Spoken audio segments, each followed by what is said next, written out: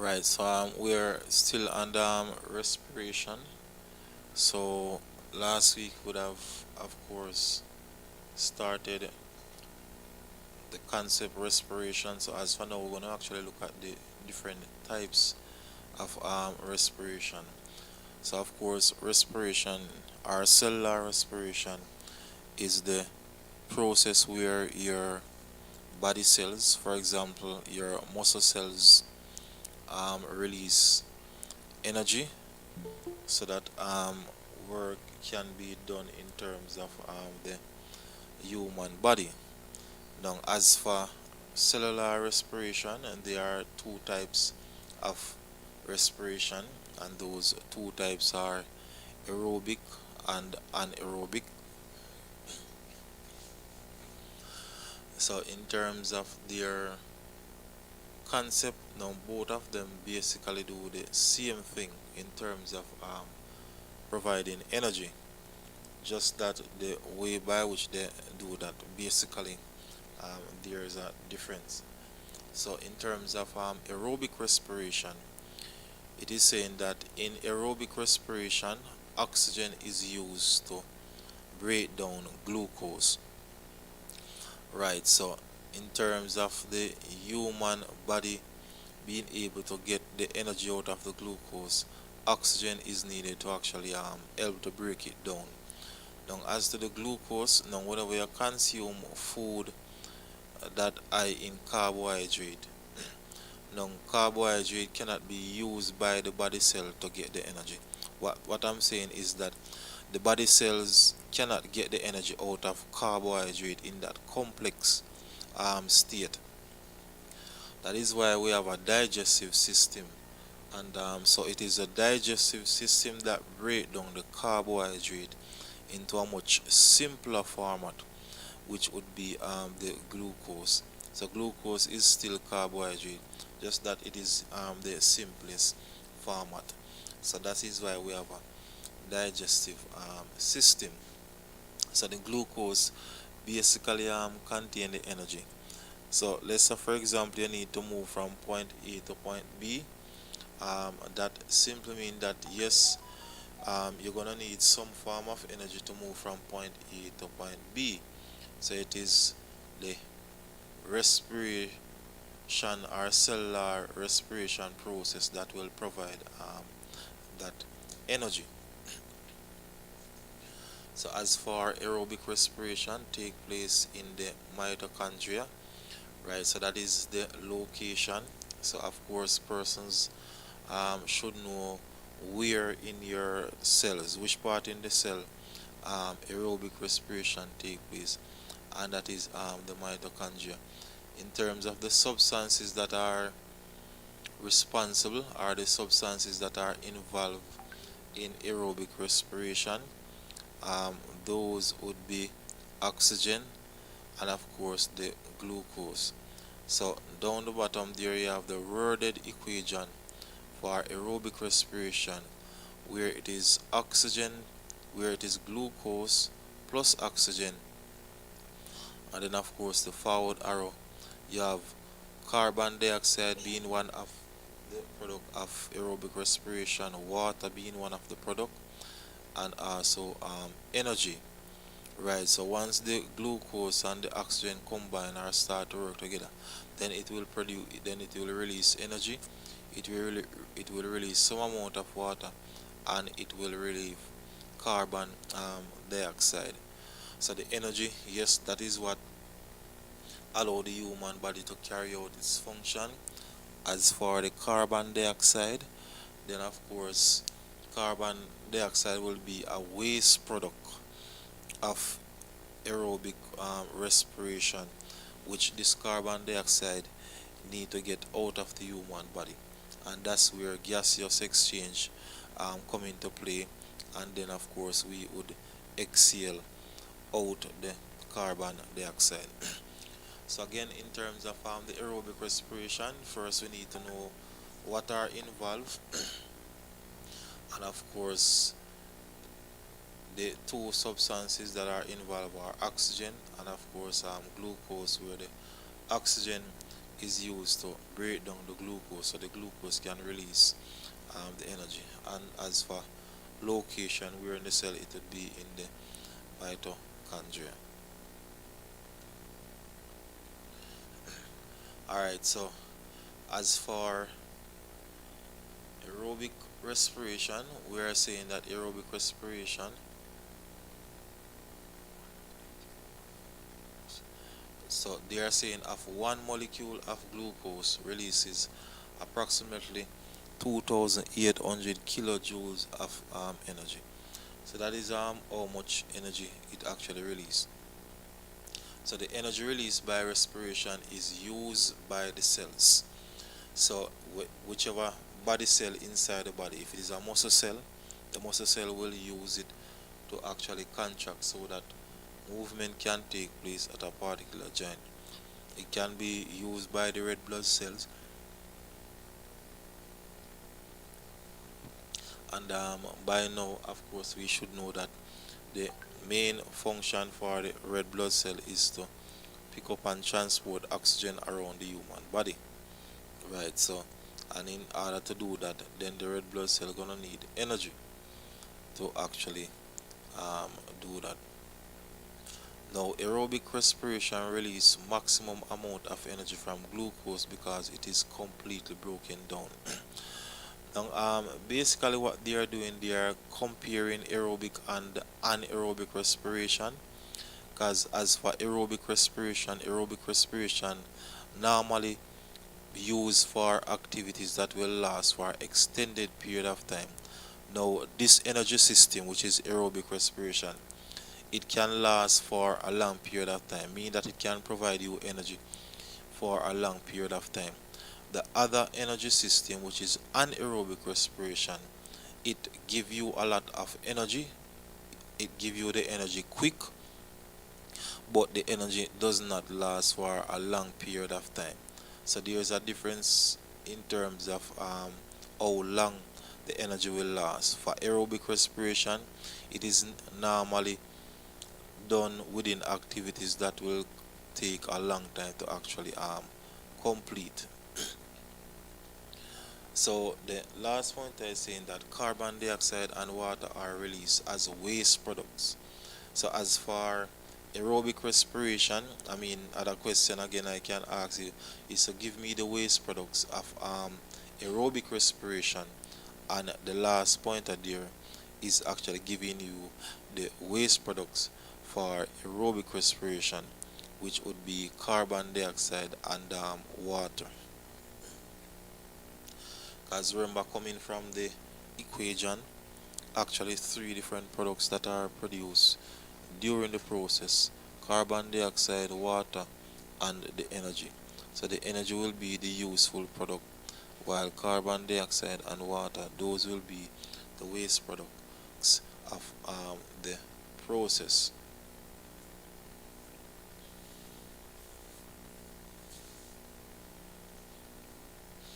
Right, so I'm moving on to the next slide. So they are saying cells such as muscle cells and nerve cells require large amounts of energy and have many mitochondria. Now, of the different cells of now, you will realize that we have the human body have different types of cells. That is why we have some. That is why we normally look at what is known as cell specialization. So that simply means that we have special cells inside the human body that do different things. So we have white blood cells, red platelets, we have sperm cell, we have egg cell, and we have muscle cell, nerve cell. So the first point is saying that generally muscle cell and nerve cell normally have a lot of mitochondria. Now, mitochondria is a part or one of the cell component. So for persons who are wondering why muscle cell and nerve cell need to have a lot of mitochondria, so and that gonna take us back to this slide, which said that aerobic respiration take place in the mitochondria. So basically, again, aerobic respiration, that is the process of releasing energy So as to exactly where it take place in the mitochondria. So the fact that it take place in the mitochondria, and muscle cell and nerve cells normally more active. So that simply means that these two cells will have more mitochondria than other cells that are not active, because this is where the energy is actually released.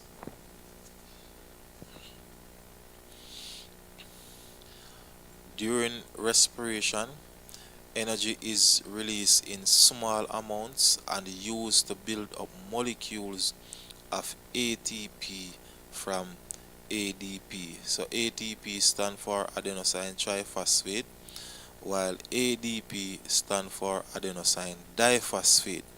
And in the next slide, that is when we're going to spend some time looking at ATP and ADP. So in terms of um, how the muscles, how the energy is stored in your body, in terms of the different cells, normally stored in what is known as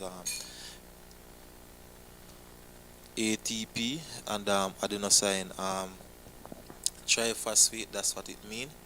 So I'm gonna increase the size of this image so we can look at it.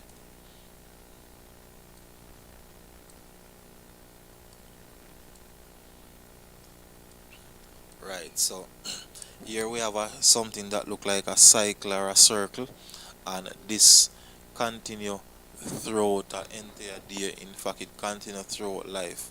So in terms of this continuing, it all based on the fact that we are using energy.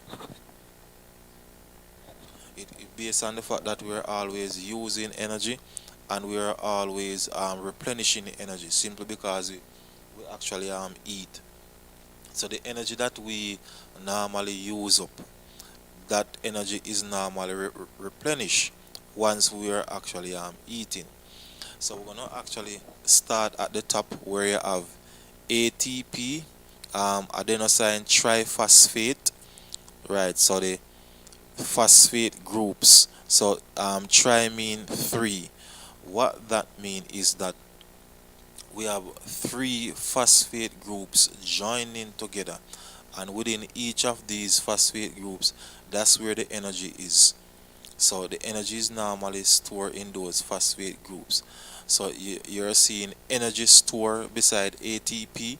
So that simply means that when the energy is stored inside your cells, in the mitochondria of your cells, when the energy is stored there, it normally stored in the format of adenosine triphosphate.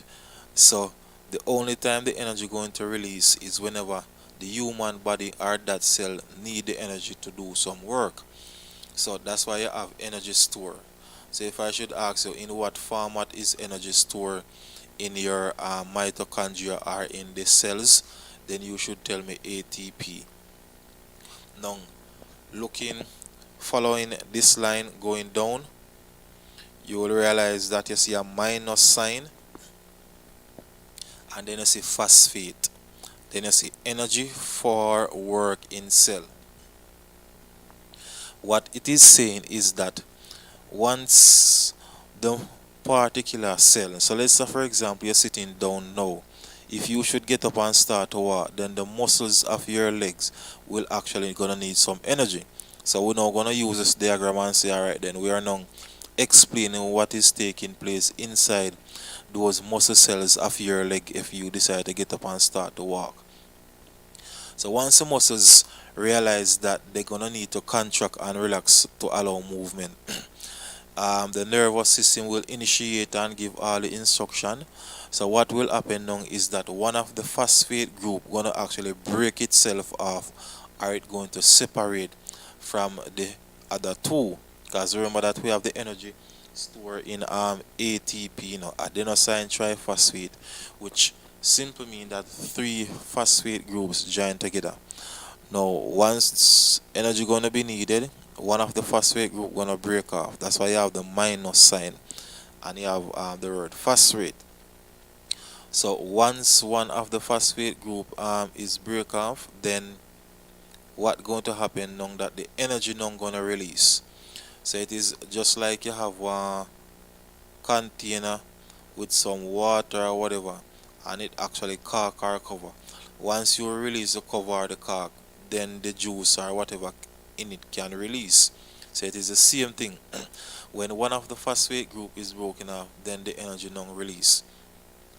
So the fact that we have the minus sign, I would say that it is one of the phosphate group, one of the three, going to actually separate.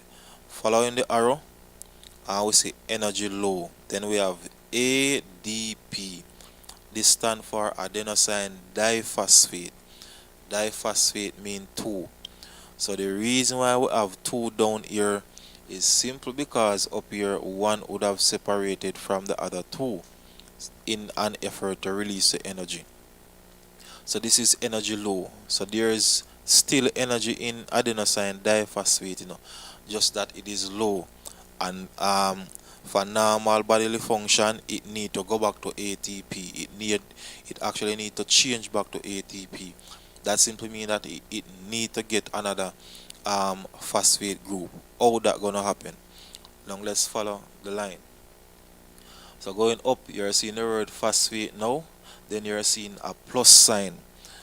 Moving over this side, you're seeing energy makes ATP. Now looking at the equation, you see food. So that simply means you are going to eat. So whenever you eat, now you have the food plus oxygen. And now inside the food here, basically the food would contain carbohydrate, which will eventually break down to glucose once it goes through the digestive system. So once you eat, for example, let's say for example later on you're gonna eat dinner. A few hours after you eat dinner, that is where after the food go through the digestive system, um, some phosphate groups will now be produced, and you see in the plus sign. So what was ADP is now gonna become to ATP again because of the addition of another phosphate group, and the cycle continue. Later on, I decide to do some work. One of the phosphate group are gonna break off, release the energy, gonna change to ADP, which is energy low. Once you eat again, then the first another phosphate group will added to it.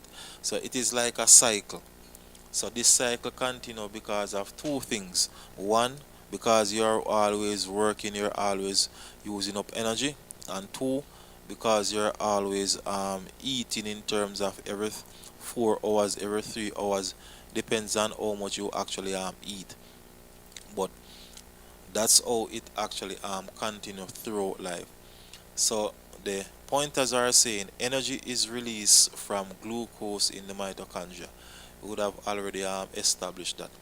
The energy is stored in a chemical called adenosine triphosphate, and the abbreviation is ATP. So looking at the diagram, you will see energy stored beside it.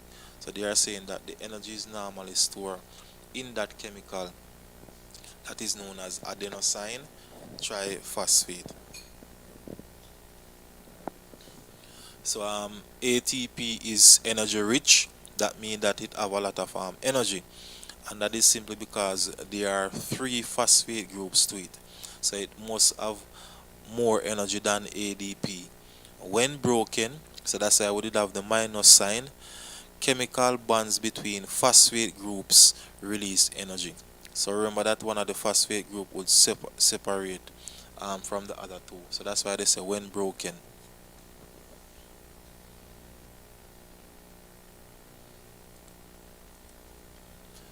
Yes, sir. I'm not hear anybody ask any question or say they don't understand or something like that. You understand? Come students respond. Saying you understand, yes or no. Yes, James? Me alright. Okay, okay. Oh, Ricketts, Chandolit, Britannia, Walker, Sanders, nothing from you? Alright, so I take it that you're all okay and understanding because you're not asking a question. Sir? Yes, Sanders, I'm asking if you're understanding.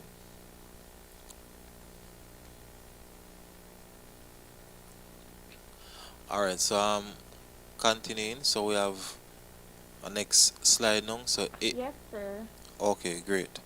So this slide now, starting ATP will break down to adenosine diphosphate, or of course ADP, which is the abbreviation.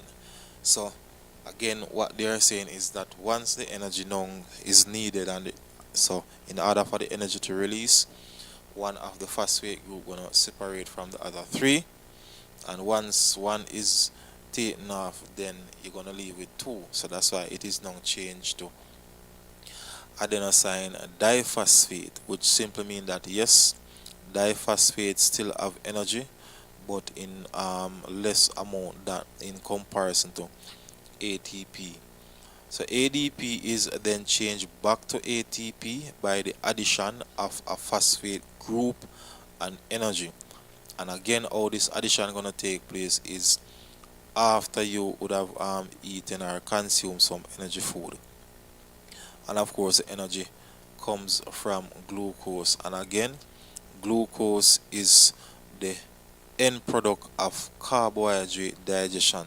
So when you looking at the digestive system, then you would have been exposed to the fact that when you consume protein, the human body cells cannot use protein in that format. Hence, when the protein go through the digestive system, it's gonna be broken down into a smaller format, which the simplest format for protein is amino acid. As for carbohydrate, you would have been taught that the simplest format of carbohydrate is glucose. And as for fats, the simplest format for fats would be fatty acid and what is known as glycerol. So those are the end products for those major or macro nutrients. Alright, so in terms of aerobic respiration, I mean that's basically the concept for it. So again, its importance is that it is one of the process for releasing energy, just that oxygen is involved in this one. In terms of where it take place, that would be in the mitochondria. As for how much energy, they are saying that approximately 2880 from one molecule of glucose. And the fact that oxygen is used in the process mean that this form of energy basically get as much as possible energy out of the glucose, meaning that it don't waste any energy. It try to get out all of the energy as much as is possible. Now the next type of respiration is known as anaerobic respiration. So this energy system also release energy, but this time it actually release the energy without the oxygen, meaning that if the human body wants some quick energy to carry out an activity that only gonna last for seconds, then it is your anaerobic respiratory system that will provide that energy, which means that oxygen is not needed. So we have a image here as for sport. So this is somebody, we have some athletes completing a 100-meter race, and a 100-meter race normally lasts anywhere between 9 seconds to 11 seconds thereabout. That is a short period of time. Now for the human body to release energy so quick, there is no way the human body can wait on your respiratory system to take in the oxygen, allow gaseous exchange to take place, then the circulatory system carry the oxygen to your muscle cell, and the oxygen now break down the glucose to release energy. No. For you to complete a 10-second race, all of that process cannot happen. So that is why we have another energy system that is known as anaerobic respiration. As for anaerobic respiration, it just basically let out the energy out of the glucose like that without involving oxygen. It is just that in letting out the energy, it cannot let out a lot of energy. So that simply means that the energy not going to last for any long period of time. So yes, there will be enough energy to carry out that quick and fast activity, but in terms of long lasting, anaerobic respiration cannot provide energy for any long period of time. It is just like walking and running. If you are running, you're gonna get tired easily, but yes, you will actually cover a longer distance over a short period of time because you're running. But if you're now walking, for example, then you can actually cover a longer distance, but you will actually cover that longer distance over a longer period of time, and you're not gonna get tired easily, because you will realize if you're walking in comparison to running, whenever you're running, you normally get tired much easier than whenever you're walking. So it is the same scenario with these two energy systems. As for the aerobic respiration, it will provide you energy to last for a long period of time for activities that will be done for a long period of time. But as for the anaerobic now, it actually gives you quick energy right away to actually complete activities that will last for a short period of time. Now, as to the site or exactly where it take place, anaerobic respiration take place in the cytoplasm of the cell. Remember that for aerobic, it actually take place in the mitochondria. So we need to know the difference between that in terms of where exactly in the cell these two processes take place. So occurs when oxygen is not needed for aerobic respiration. So a 100-meter athlete can basically stop his or her breath during a 100-meter race, simply because they don't need to breathe, they don't need to take in any oxygen, because covering that activity within that short period of time, they're not gonna need any oxygen to actually release the energy from the glucose. But let's say, for example, the race is a long distance race, and then that definitely going to need oxygen. So as for the long distance race, the energy system that is used would be aerobic respiration, because remember that aerobic respiration um, lasts for a longer period of time, so it actually give you energy for long lasting events. And so as for anaerobic respiration, the products, because remember that we had a equation for aerobic, which would mean that the products for aerobic respiration would have been energy, water, and carbon dioxide. As for the equation now for anaerobic respiration, as you can see, we have glucose forward arrow, then we have lactic acid plus energy. Now lactic acid is a product of aerobic respiration, and if it is allowed to build up in the human body, it can become toxic. So it is actually the ways now how at least normally get rid of this lactic acid is by getting a massage after a race. So for those athletes who are international superstars, those athletes actually have persons who massage them after the race to get rid of that lactic acid, because lactic acid, whenever lactic acid affect the muscles, it actually causes the muscles to contract and stay contract. That means that it allows the muscles to actually stay tight or stay stiff, and once the muscles lock up, then they can actually easily damage if they at least still continue to run while they're fine, while they realize that the muscles basically lock up. So they are saying that one molecule of glucose release only 150 kilojoules in terms of energy. So look at the numbers. One molecule of glucose release only 150 kilojoules of energy, while for aerobic, I'm sure that the number was way higher. For aerobic, it said that it released 2880. So aerobic respiration will give you more energy from one molecule of glucose in comparison to anaerobic respiration. It is just that there is a difference. This 150 from the anaerobic respiration, you will get it quick, meaning that the human body will get that 150 quick, much quicker than the 2880. So it is just that as for the aerobic one, it give you more and it lasts longer. But for anaerobic, it give you less, but it give you quicker. So if you need an activity that gonna last for seconds, then aerobic respiration will not able to give you the energy so quickly. So that's why we have that next energy system that is known as the anaerobic respiration energy system.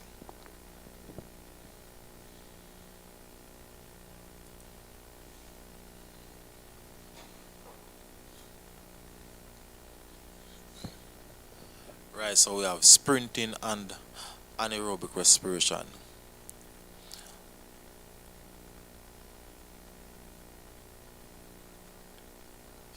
So when we have activities such as sprinting, we cannot breathe fast. So whenever you're sprinting, the that breathing rate, it cannot take in the oxygen so quick or so quickly and go through the entire circulatory and respiratory system to cause that breakdown. So hence they are saying that um, muscle cell cannot get oxygen fast enough to release the energy. So the human body don't work that fast to give the muscle cell them fast enough to break it down. So hence anaerobic respiration will produce energy for the short time period. So anaerobic respiration, yes, it will give you some energy quick within a short period of time, but I mean in terms of long lasting, it's not gonna last for any long period, but it is good enough to allow the athlete to actually complete their task within that short period of time.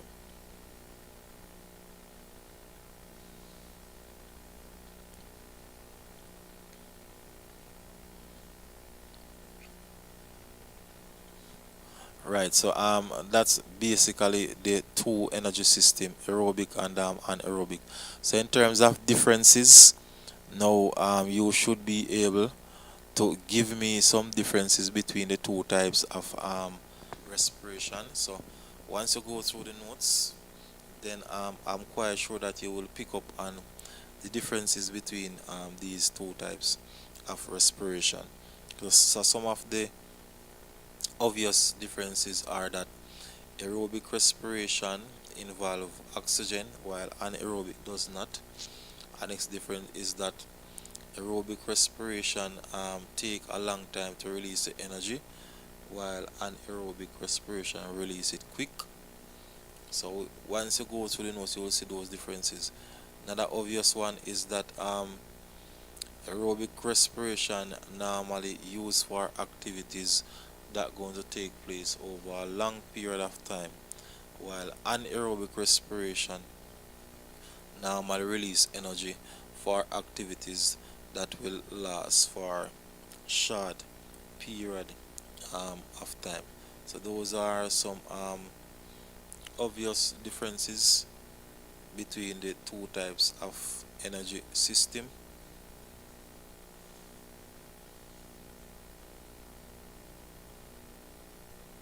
Sorry, can you repeat that? Aerobic respiration. The if I can repeat Aerobic. oh, the aerobic resp oh, what you want me to go through the differences again? Yes, sir. More one more different. How many you have? Two? Alright, let me go through them again and see if you will get the other one. Alright, so the difference is now, so aerobic respiration involve oxygen while anaerobic respiration does not involve oxygen. That is one. Next one is that aerobic respiration release energy over a long period of time. So it actually take a long time to release the energy. That is aerobic respiration. While anaerobic respiration release the energy over a short period of time, meaning that you will get the energy very quickly. That is anaerobic. The next difference is that aerobic respiration um, give you energy for activities that going to take a long time to complete. So for example, a long distance race or a road race. So aerobic respiration provide energy for activities that gonna last for extended or long period of time, while anaerobic respiration provide energy for activities that gonna last for seconds or last for short period of time. So those are three differences. So I give you three differences. Another difference you could have had to it is the location, where you could actually say aerobic respiration take place in the mitochondria, while anaerobic respiration take place in the cytoplasm. So that's four difference. And we have more where you can add to it. Because you can say aerobic respiration release um, water and carbon dioxide as waste products, while anaerobic respiration release lactic acid as waste products. So that's another difference. So once you read through the notes, then you can see the difference. But I mean, I point them out. So of course, you should make note of that in terms of the differences. And again, um, in terms of explanation, because I'm quite sure that there must be something that you're not clear on. The video is always there for you to actually replay. Right, so that should conclude the two types of energy system in terms of aerobic and anaerobic. So again, we just need to be cognizant that there are two types of energy system, two ways in which our muscle cells get their energy.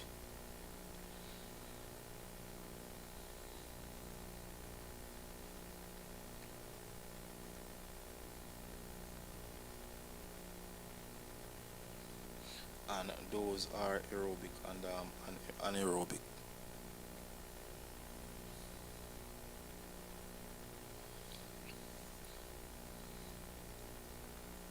Alright, we're gonna move to another concept,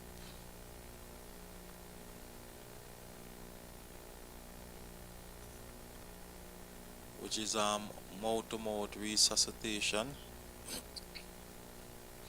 otherwise known as artificial breathing.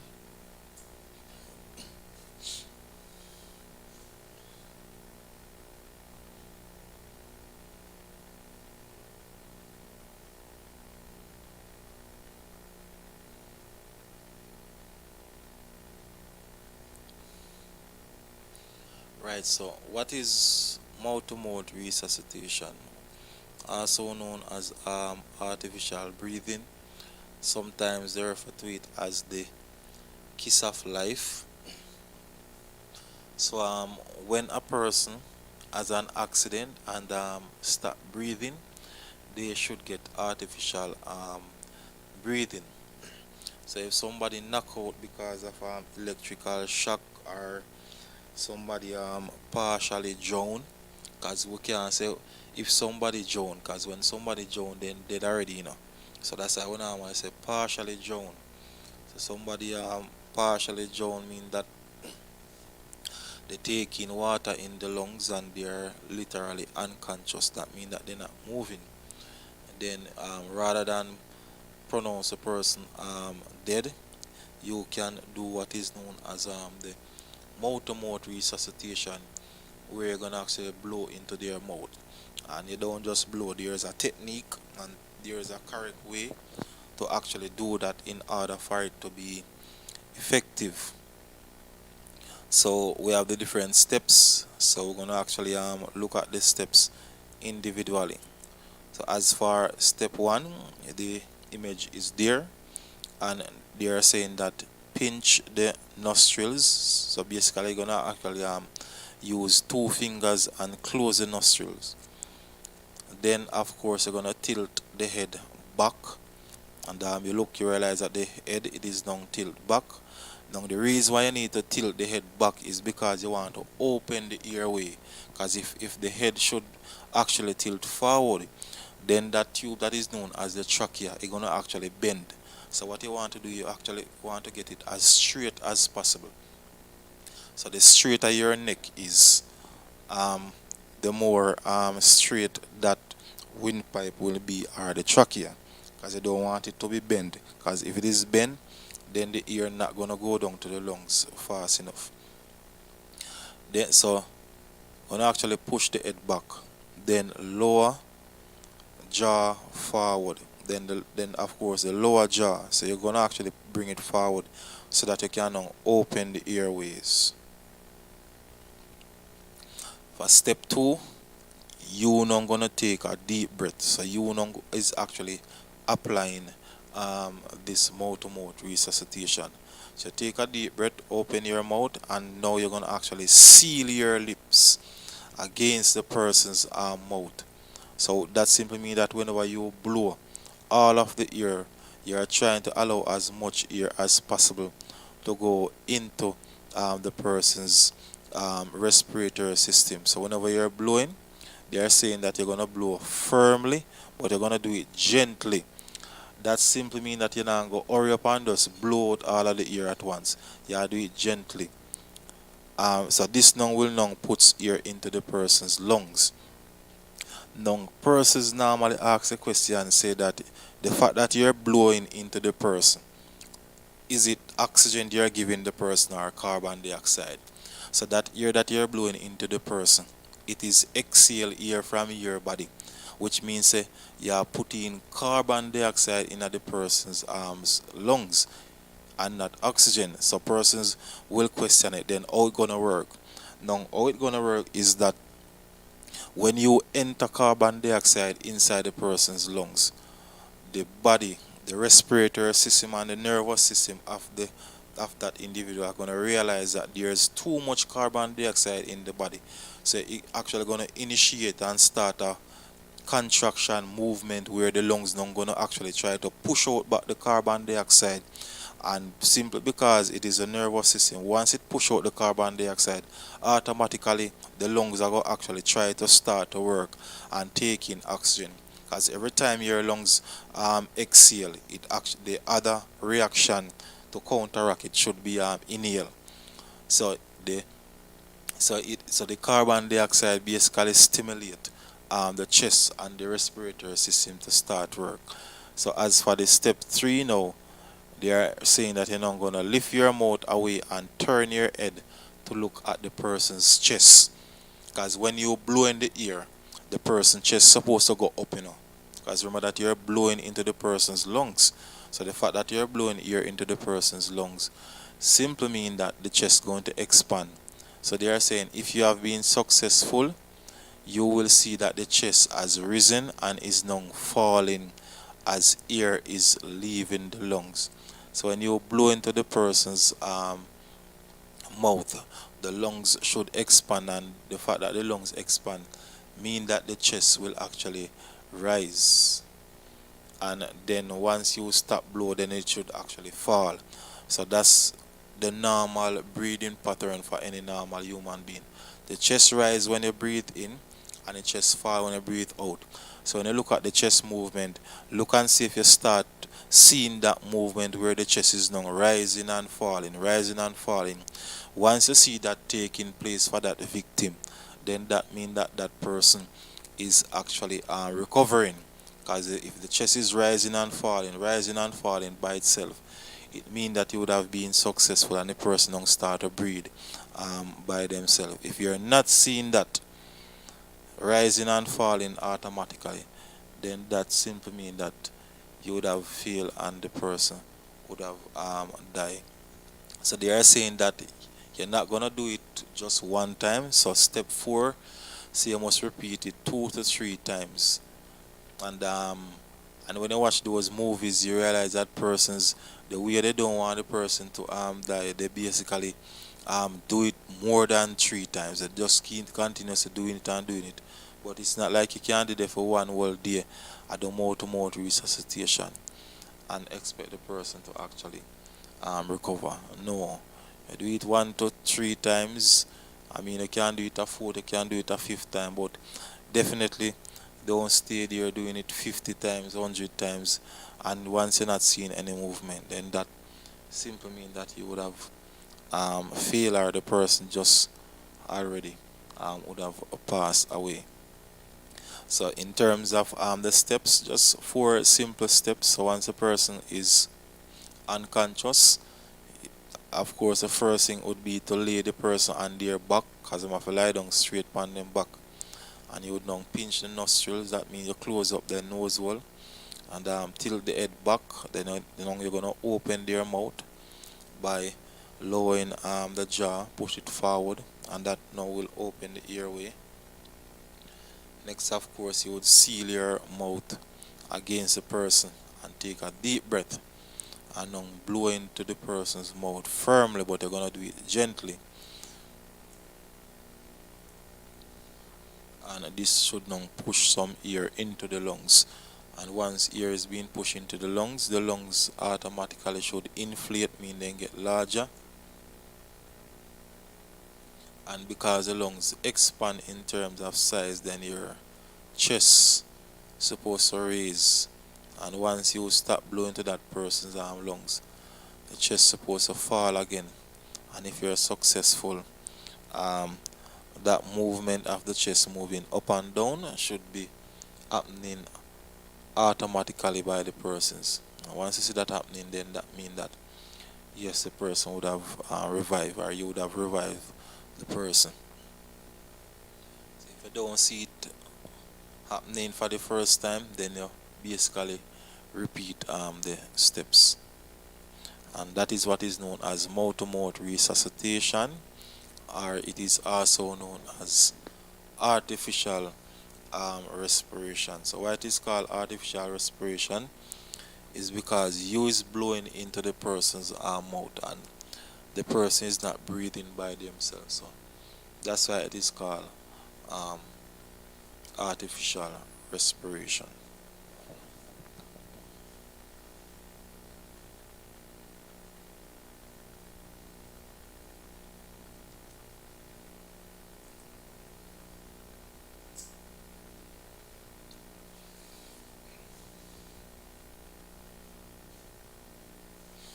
Alright, just take a minute or so from the screen, students. In the next 2 minutes, I'll resume.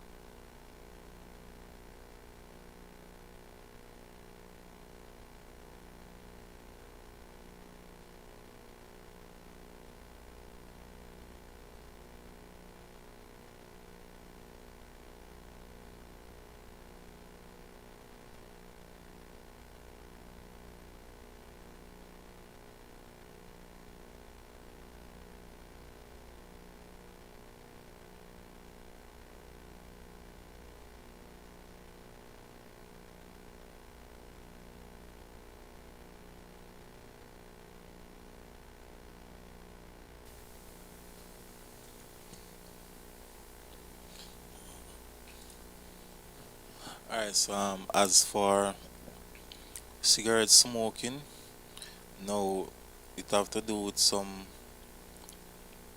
different damaging effect on the respiratory system.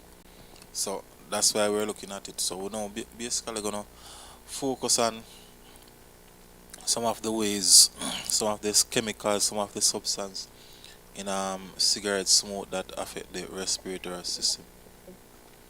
Alicia, I hearing us. Sir, Why I say sir, you never did say any side. This year one and another one. Oh, so you see, you're not seeing the slide. Our share. No, sir. In our WhatsApp group, sir.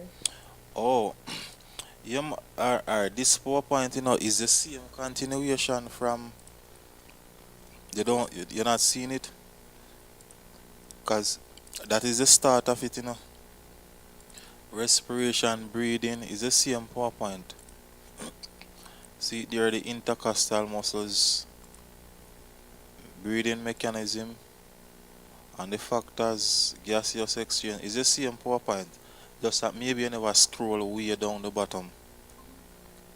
You understand? But I will resend it though. But it is the same PowerPoint, man.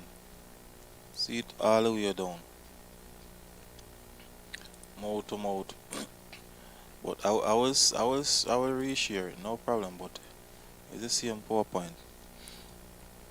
Right. So as for the cigarette smoking, so there are some components that does harm to the human body. So nicotine.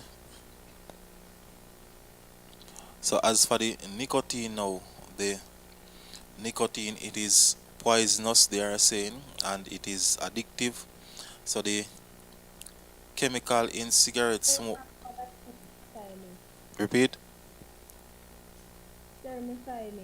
Oh, you find it. Okay, great. Right. So the addictive component for the cigarette smoke is what is known as the nicotine. So what I mean by addictive is that you will realize that persons, they actually smoke for years, and in order for them to stop, persons have to convince them, etc., etc. That means that they would have become addicted to it, mean that the body psychologically their mind is telling them that they cannot perform, they cannot work properly if they don't smoke. So that's why you realize that persons who smoke, as them get up in the morning, they basically want to smoke. That is because their body would have become so dependent on it, meaning that their body addicted to it. So nicotine is that chemical that actually made them addictive. So if in the future you plan to go into business and you want to manufacture cigarette, if you want to get persons to really purchase your one, then you have to put a lot of nicotine in it, meaning that the more nicotine you put in the cigarette, the more addictive they will become. It is just that there's a drawback to it, meaning that you cannot put too much, because if you put too much, because this chemical now, it is poisonous, meaning that if the person should take in too much, then it will basically poison them. So manufacturers, there is always somebody who watch over the manufacturers and make sure that they are not putting too much nicotine in it, because the more nicotine in it, the more unhealthy it is. Now in Jamaica we know about craving and we know about mataran, but more persons basically gravitate towards the craving here. Our persons will purchase craving here mostly. One reason for that can be due to the fact that the craving here having more nicotine. So once somebody smoke the craving here, then they will actually have a crave for it. They will actually want that one more because it is more easily addictive, simply because it would have contained more nicotine. So the third pointer, this means that once your body has got used to it, you feel that you cannot do without it. So nicotine, it is a stimulant which make parts of the brain more active. Nicotine also make blood vessels narrower and increase the blood vessel in terms of the pressure in the blood vessel. So it normally make them more narrow. So that is why they are saying smoking normally affect the respiratory system. It can cause problem to the circulatory system also. Now I'm gonna enlarge the diagram because the components are there. So we have four components: nicotine, which is the addictive part of it. We have tar, and tar is cancerous. So we normally said that persons who smoke, they can suffer from throat cancer, they can suffer from lung cancer, they can have cancer of the mouth. So the chemical in the cigarette smoke that will cause, that is cancerous, is what is known as the tar. So all the components in the cigarette, they have their different effect on the human body. Sir, Yes, Sanders. I can excuse me, sir. Yes, no, no problem, no problem. Okay.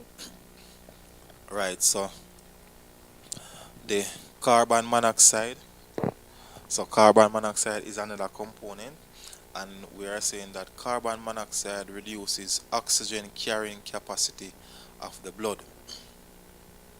What this means is that, I don't know if persons would have remember we were said that the hemoglobin in your red blood cell is what pick up and transport the oxygen, meaning that the oxygen normally attached to the hemoglobin. That's how the oxygen move around in your circulatory system.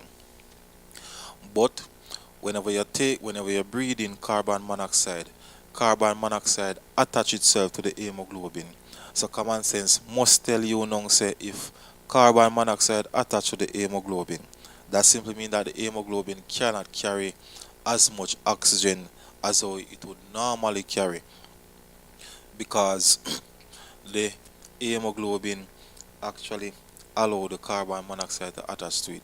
It come like taxi. Let's say for example you normally take a taxi in the morning, and the taxi normally carry 6 persons. All of a sudden one morning when you fan down a taxi, you see whole heap of load in a back seat. Now the fact that loads in the back seat of that taxi, that simply means that the load gonna reduce the passenger carrying capacity of that taxi. So it is the same thing with what we are looking at now. Hemoglobin normally allow oxygen to attach to it. Yes, Walker? Yes, sir. I'm not Yes, here. sir. Okay, okay. Right, so hemoglobin normally allow the oxygen to attach to it, and the fact that you breathe in carbon monoxide, the carbon monoxide gonna attach to the hemoglobin. So this simply means that less space gonna be left on the hemoglobin for oxygen to carry, to attach. So that's why we said that the carbon monoxide reduces the oxygen carrying capacity of the blood or the red blood cell. Then we have some other parts that are known as particulates. So when you smoke, you realize that it actually creates ashes. So the ashes is what we call the particulate.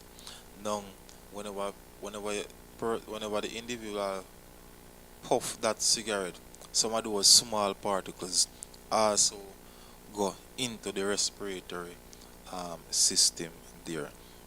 So those are the four components. Sir, Yes, Walker. what make them always dash away a brown part? The brown part, because the brown part don't contain the tobacco. The brown part only contain cotton, which the cotton is what filter don't make them take in so much dust. Because if it wasn't for the brown part, then they would have taken a lot of dust. Because it's a cotton, so the cotton help to filter the smoke. So mostly smoke come through it. Some amount of dust come through it, but not a lot. If it wasn't for the cotton, then every time they puff the cigarette, they would have basically choke to the amount of dust what they would have suck into their body. So because so the brown part, if you should pull it out, is cotton they put in there. So the cotton prevent too much, it actually reduce the amount of dust that is taken in through the mouth when they puff. So they're gonna throw away that because that don't contain the tobacco section. So only the white part of the tobacco aspect. Alright, alright, so in terms of the four components, so I have nicotine on the slide there and I have tar right there in terms of notes. So in terms of the PowerPoint itself, I only type the information for two, nicotine and tar. So what you going to do to write the other two, you're gonna get it from the image there. Because remember that the image is on the PowerPoint, you know. So you're gonna write for carbon monoxide from the image itself and for particulates. You understand? Sorry, can you repeat that? No, I'm saying that as for the notes, you will realize that I have notes for nicotine on the PowerPoint. I type it on the PowerPoint. And I also type it the information for tar. But I'm saying for the other two, for the carbon monoxide and for particulates, you're not seeing it being typed. So I'm saying that just write it from the image. Because once you open the PowerPoint, then you will see the same image. You get it? So, sir, after carbon monoxide, then which one? Repeat. Sir, after tar, then carbon monoxide. Which one next? Particulates. It's on the image. Particulates. So see it there. So those are the four components. So the nicotine, the tar, the carbon monoxide, and the particulates. You can write it now. It's big enough and now leap. Damage the lung surfaces.